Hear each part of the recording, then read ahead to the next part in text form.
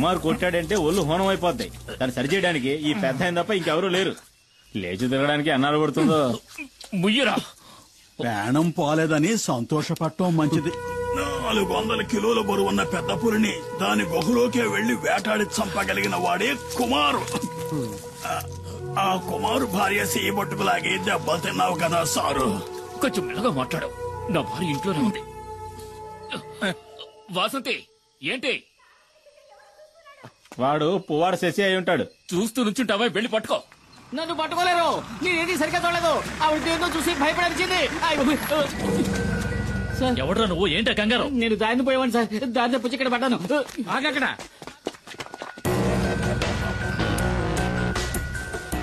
Ramanachari, ACP. Information వచ్చింది. రేపు ఉదయం వస్తారనుకున్నాను. నిన్న సాయంత్రమే పులియూరుకు వచ్చాను. అప్పుడే తెలిసింది మీకు యాక్సిడెంట్ అయిందని. చూస్తుంటే ఇది యాక్సిడెంట్లా లేదే రేంజర్. ఏదో పులి దాడి చేసినట్టుంది. దిగులు పడకండి, నాకంతా తెలుసు. నేను పులివేటకే వచ్చాను. దానికి ఈ రేంజర్ సహాయం కూడా కావాలి. మీ పేరేమిటండి? దివాకర్ సార్. సరే, మీరిక వెళ్ళొచ్చు. ఈ వైద్యుని కూడా తీసుకువెళ్ళండి. నేను ఈ రేంజర్ తో కొన్ని విషయాలు మాట్లాడాలి. ఇది తమాషా కాదు కుమార్, జాగ్రత్తగా ఉండాలి. ఇంతవరకు పోలీస్ ఆఫీసర్లు ఎవరు నేను వెతుక్కుంటూ ఈ ఊళ్ళోకి రాలేదు. ఇదే మొదటిసారి. కుమార్ ఏం చేశాడని? చూడనా, నువ్వు విషయం తెలియకుండా మాట్లాడుతున్నావు. పులిని చంపిన కేసు అయితే దానికి జామీన్ కూడా ఇవ్వరు. నేనే పులిని చంపానడానికి సాక్ష్యం ఏమిటి? అయ్యో కుమార్, ఎఫ్ఐఆర్ రాసింది ఆర్కే గనుక దానికి సాక్ష్యాలేం అక్కర్లేదు. ఆధారాలు అంతకంటే అక్కర్లేదు. అడవిలో ఏ మృగాన్ని చంపిన కేసైనా రేంజరే స్వయం సాక్షి అవుతాడు. కోర్టుకు అది సరిపోతుంది. అది చాలదన్నట్టు ఆర్కేను కొట్టిన కేసు ఒకటి. దివాకర్ చెప్పింది కూడా నిజమే కుమార్. కొన్నాళ్ళ పాటు నువ్వు ఎక్కడైనా ఉండడం మంచిది. ఎందుకని? నేనేం వెతుక్కుంటూ వెళ్లి అడవులో ఉన్న పులుల్ని చంపలేదే. చంపాను నిజమే. ఊళ్ళోకి చొరబడి పులియూరు ప్రజల్ని దారుణంగా చంపిన వాటిని చంపాను. అదేం పెద్ద నాకు తప్పనిపించట్లేదు. ఊళ్ళో వాళ్ళని పులి చంపితే కేసు లేదు. ఊళ్ళో వాళ్ళని చంపిన పులిని ఈ కుమారు చంపితే కేసు. ఈ పని కోసం నన్ను ఉరి తీసినా సరే ఆ రేంజర్ లాంటి ఎదవలకు భయపడి అడవిలోకి వెళ్లి ఎక్కడో తలదాచుకోవాల్సిన అవసరం నాకు లేదు. త్వరగా ఆ మూల పెట్టండి, బయటికి కనిపించకూడదు. రేయ్, ఏంట్రా మీరు చేస్తున్న పని? ఏంటి? అన్నయ్య కూడా మాట చెప్పకుండా అర్ధరాత్రి సరుకు తీసుకొస్తే మేమేం చేయగలం? ఎక్కడని దాచగలం? రేయ్, మీ అన్న సహాయం చేస్తానని చెప్పాడుగా, మరేంటి? రేయ్, అన్నయ్య సహాయం చేస్తానన్న మాట నిజమే. ఇప్పుడు ఆయన ఆ స్థితిలో లేడురా.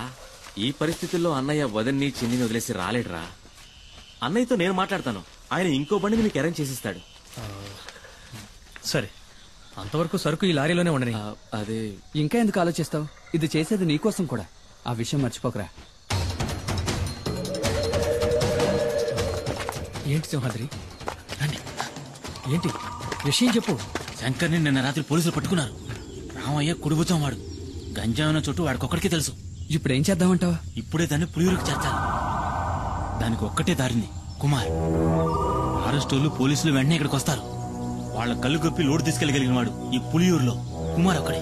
అదెలా జరుగుతుంది సింహాద్రి? ఈ పరిస్థితిలో కుటుంబాన్ని వదిలి కుమార్ అన్న ఎక్కడికి రాడని మని చెప్పాడుగా. ఆ విషయం నాకు తెలీదు. ఈ సమస్య నుంచి మిమ్మల్ని రక్షించడానికి కుమార్ తప్ప ఇంకెవరూ లేరు. మేమంతా ఎంక్వైరీ చేశామన్నా. ఆ రేంజర్ ఇప్పుడు హాస్పిటల్లో ఉన్నాడు. మీకు వ్యతిరేకంగా హత్యానేరం కింద కేసు రిజిస్టర్ చేశాడు. అది కాక పులిని చంపిన కేసు ఒకటి. మేం వెళ్ళడానికి నువ్వు చెప్పిన జీప్ సరిపోతుంది. మిమ్మల్ని పోలీసులకు అప్పచెప్పి ఇక్కడి నుంచి వెళ్ళడానికి మనసు రావడం లేదన్నా. ఇప్పుడు వాళ్ళకి దొరికావంటే జామీన్ మీద కూడా బయటికి రానివ్వకుండా జైల్లో వేస్తారు. అన్నా, ఆలోచించుకునే టైం లేదు. పోలీసులు పెద్ద ఎత్తున బయలుదేరారంట. నువ్వు నీ కుటుంబం మాతో పాటు వచ్చేయండి. ఈ అడవి దాటితే చాలు మనల్ని ఆ తర్వాత పోలీసులు ఏం చేయలేరు. ఇది కన్ఫర్మ్. చూడండి, మిమ్మల్ని పోలీసులు పట్టుకుపోయారంటే మేమేం ఉయ్యోగయ్యో చూసుకుంటాం. కుమార్, ఇక నువ్వేం ఆలోచించొద్దు. ఇక్కడ ఏం జరిగిందో నేను చూసుకుంటాను. నువ్వు మైనాని పాపను తీసుకుని ఇక్కడి నుంచి బయలుదేరు. అన్నా, వెంటనే బయలుదేరదాం. పోలీసులు ఎప్పుడైనా ఇక్కడికి రావచ్చు. వస్తారా? రాని. ఒక్క పోలీసు కూడా వంతిని దాటి ఇక్కడ కాలు పెట్టలేడు. కుమార్, నువ్వు వీళ్ళని తీసుకుని అడ్డు రోడ్డు గుండా వెళ్ళిపో. వెళ్ళమంటున్నారుగా, వాళ్ళు వచ్చేస్తారు. వెళ్ళు. ఏదో కావాలనుకుని ఎవడికో భయపడి ఈ పులియూరు గడ్డ దాటి నేనెప్పుడూ కాలు బయట పెట్టలేదు. ఇదే సరైన నిర్ణయం మీకు అనిపిస్తే నేను వస్తాను.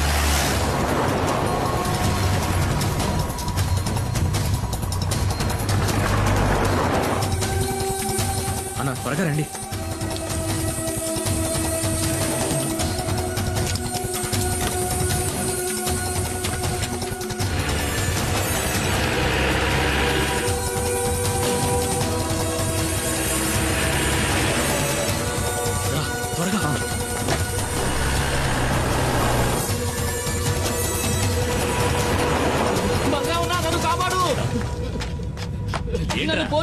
ఎన్కౌంటర్ చేయాలని చూస్తున్నారు. ఎందుకు? ఆ రేంజర్ పిల్లలు స్నానం చేస్తుంటే తెలియక తొంగి చూసానన్నా. కమాన్, నువ్వు వెళ్ళి ఇక్కడి నుంచి. నేను వంతుని పేల్చేయబోతున్నాను.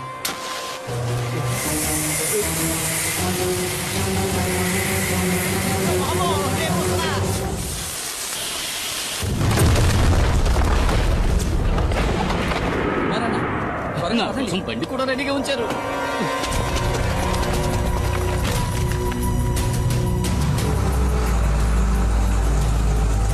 వాడు కుమారే కదా? అవును సార్.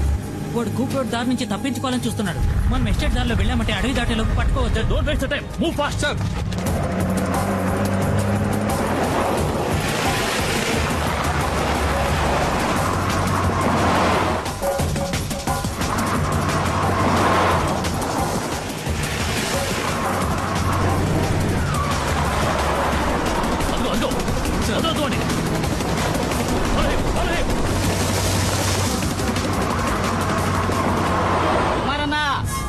వేగంగా వెళ్ళండి. నేను చెప్పే వరకు బండి రాబోతు.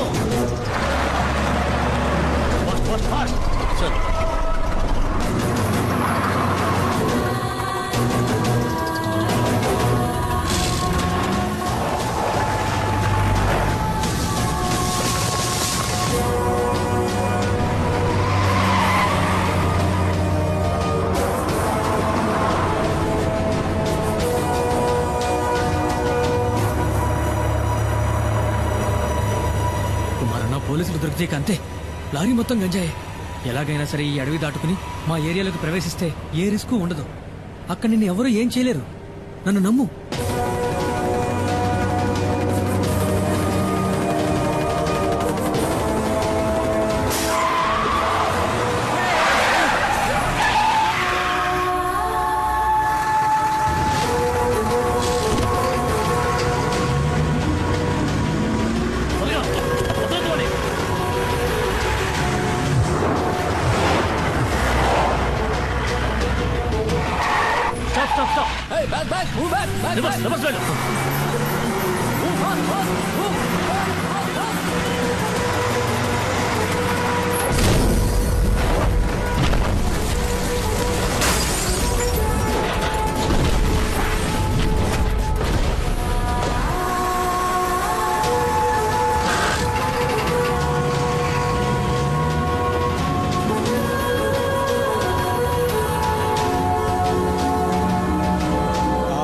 పులియూరు వదిలిపెట్టి వెళ్లిన కుమారు అతని కుటుంబము మంగళాపురం దగ్గర డాడీ గిరిజా సంరక్షణలో ఉన్నారు. ఇక్కడున్న కేసును మాఫీ చేయిస్తానని చెప్పి ఆ డాడీ గిరిజా కుమార్కి మాటిచ్చాడు. బాధపడొద్దు, అతను తప్పకుండా తిరిగి వస్తాడు. నీ గురించి నేను చెప్తాను, తప్పకుండా సహాయం చేస్తాడు. బాబు, అడగటం మరిచాను, ఆ కుమారుతో ఎవరొచ్చారని చెప్పాలి?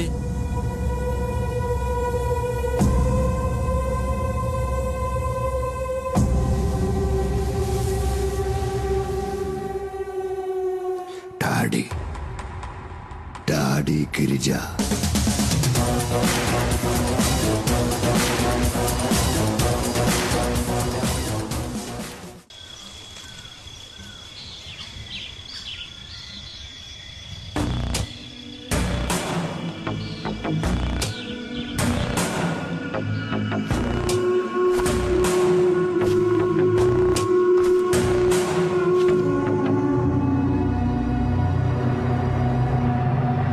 మనం ఎంత దూరం వచ్చాం, ఒక్క పోలీసుడు కూడా మనల్ని అడ్డుకోలేదు. చూసారా, గంజాయాకును పొడిగా చేసి లారీలో ఎక్కించినప్పుడు ఏదో అనుకున్నాను మీ గురించి. ఇప్పుడు కదా అర్థమైంది, దేహ బలమే కాదు మీకు బుద్ధి బలం కూడా ఎక్కువని. పరిగెట్టిని బాగా లాక్కట్టారు కదా, రోడ్లో గడ్డెక్కడా జాగ్రత్తగా. ఇలాగే తీసుకువెళ్ళి పశువులకు మేతగా వేయకుండా ఉంటే చాలు.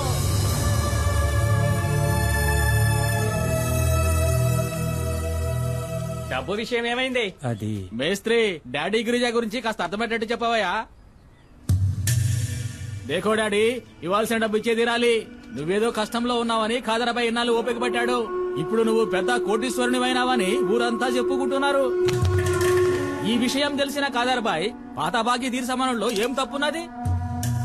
బషీర్, వ్యాపారం నుంచి వీళ్ళు విడిపోయినప్పుడు ఈయన కాదరకు ఇవ్వాల్సిన డబ్బు ఎంత అనేది కాదరకు మాత్రమే తెలిసిన లెక్క. ఇంకెప్పుడు ఆ డబ్బు వసూలు కోసమని ఇక్కడికి రాకండి, సరేనా? ఇదే గనక మీ నిర్ణయం అయితే చాలా పెద్ద గొడవలు అయిపోతాయి. ఖాదర్ బాయ్ తో గనక పెట్టుకున్నారనుకోండి, నీకు తెలుసుగా ఎలాంటి వాడో, రంగంలోకి దిగినాక ఏం చేస్తాడో ఎవరికి తెలియదు.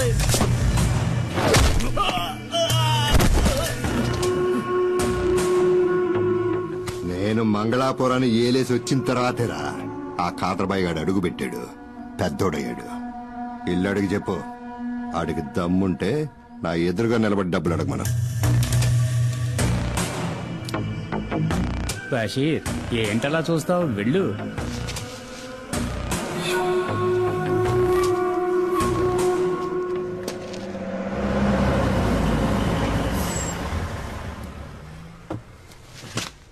రాన్నా.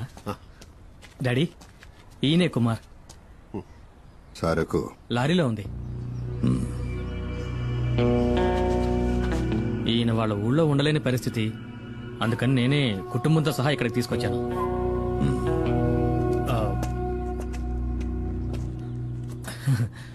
తప్పుగా అనుకోకన్నా, ఆయన స్వభావమే అంతా. మేస్త్రి, కుమార్ అన్న ఫ్యామిలీతో మన అవుట్ హౌస్ లో ఉంటారు, సరేనా? భద్రా, ఇల్లు త్వరగా శుభ్రం చేయి. అలాగే సార్. అన్నా, ఇదే మీరు ఉండబోయే కొత్త ఇల్లు. ఇదా? ఈ ఇల్లా? ఇది మాకు సరిపడదు. మాలాంటి వాళ్ళు ఉండడానికి ఏదైనా చిన్నిల్లుంటే చూడు. అది సరే, ఇంకేదో అనుకున్నాను. 2 రోజులుంటే అంతా అలవాటు అయిపోతుందన్నా, తర్వాత దీన్ని వదిలిపెట్టి వెళ్ళలేరు. నువ్వు ఇంకా బతికే ఉన్నావా?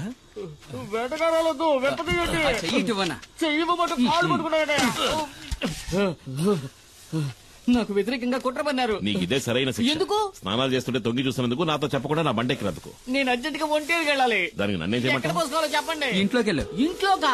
అరే, ఇంట్లో టాయిలెట్ ఉందని చెప్తున్నా. నాకు ఆరు బయట వెళ్ళడమే అలవాటు. మణి చూసావా, ఇంట్లోనే వానొస్తుంది. షవర్ అయి ఉంటుంది వదినా. ఏంటో షవరా? వసే పల్లెటూరు బయట నీకు అలవాట్లేని పనులేం చేయకే. నాకు కొంచెం పోయి. ఇదిగో మణి, ఇప్పటికే మీ అన్నయ్య తడబడుతున్నాడు, ఇక ఆపే. వాడు ఆపడు, నువ్వు మొయ్యి. వద్దులే. రమణి, నీకు విషయం తెలుసా? ఒకప్పుడు ఒక జ్యోతిష్కుడు నా చేయి చూసి చెప్పాడు, రే కుమారు, నీకు రాజభవనంలో ఉండే యోగం ఉందిరా. అది నిజమైందిగా. జైలుకెళ్లే యోగం ఉందో లేదో ఆ జ్యోతిష్యుని అడిగి చూడు. ఒక్కో రోజు ఇక్కడ జరిగే ఎన్ని చూస్తా ఉంటే మనశ్శాంతి లేకుండా పోతుంది. ఈయన ఆ రోజు సిద్ధగొట్టిన ఫారెస్ట్ రేంజర్ చావు బతుకుల్లో ఉన్నాడు.